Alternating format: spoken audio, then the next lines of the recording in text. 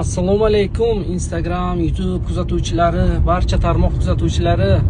Esonmisiz, omonmisiz? Barchangizni o'tgan Hayit Ramazon bayrami bilan, o'tgan Navro'z bayrami bilan tabriklayman chin qalbdan. Ramazon oyida bir yangilik qilib, kontentlar qilib, ijod qilmoqchi edik.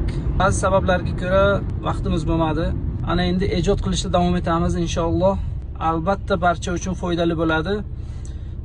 Yangilik shundan iboratki, biz o'zimizga ikkita ingliz tilini biladigan, harakatchan bolalarni shogirdlikka olib, tekinga o'rgatamiz va o'shalarni to yaxshi bir oylik daromadga chiqqunicha reelslar qo'yib, kontentlar qilib boramiz. Albatta ularni saralab olamiz.